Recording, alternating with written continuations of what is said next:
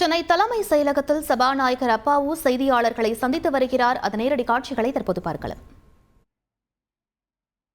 தமிழ்நாடு சட்டப்பேரவை விதி 26(1) கீழ் தமிழக சட்டமன்ற பேரவை கூட்டமானது வருகிற டிசம்பர் மாதம் 9ஆம் தேதி காலை 9:30 மணிக்கு தலைமைச் செயலக வளாகத்தில் அமைந்துள்ள சட்டப்பேரவை மண்டபத்தில் கூட்டியுள்ளேன் என்பதை தெரிவித்துக் கொள்கிறேன்.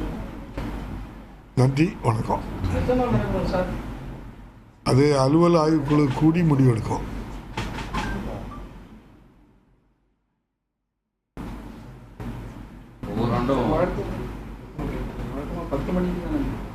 இது 9:30 மணின்னு சொல்லி போன தடவை பில் கொண்டு வந்து பாஸ் பண்ணியாச்சு.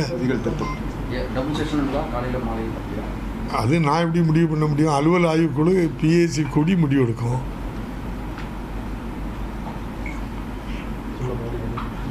எப்போதுமே ஒரே மாதிரிலாம் யோசிக்க கூடாதுங்க.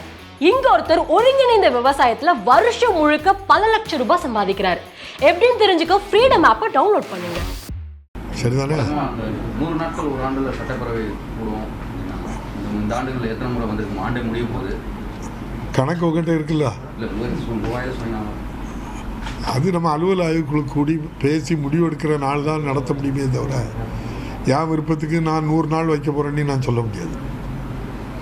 அலுவல் ஆய்வுக்குழு தான் கூடி முடிவெடுத்து இந்த சபையை எவ்வளோ நாள் நடத்தணும்னு சொல்லுவோம். அலுவல் ஆய்வுக்குழுல எல்லா கட்சி உறுப்பினர்களும் இருக்காங்க. நன்றி. அவை அதெல்லாம் நடைமுறையில் இருக்குது, சிலது ஆய்வில் இருக்குது.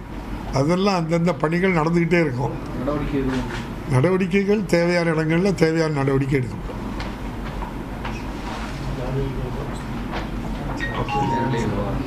நேரடி இது இப்போமே நீங்கள் எல்லாம் லைவ் தானே போட்டிருக்கீங்க.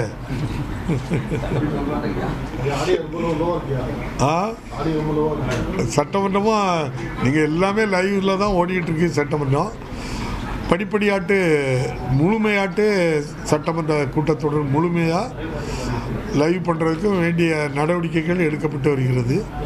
நிச்சயமாட்டு மாண்புமிகு தமிழக முதல்வர் இப்போது இருக்கின்ற முதல்வர் வந்த பின்பு தான் நேரடி ஒளிபரப்பு ஆரம்பிக்கப்பட்டிருக்கு.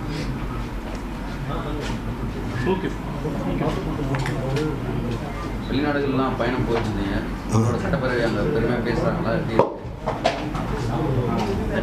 வெளிநாடு உலக அளவில் நடைபெறுகின்ற அது ஒரு பார்லிமெண்ட்.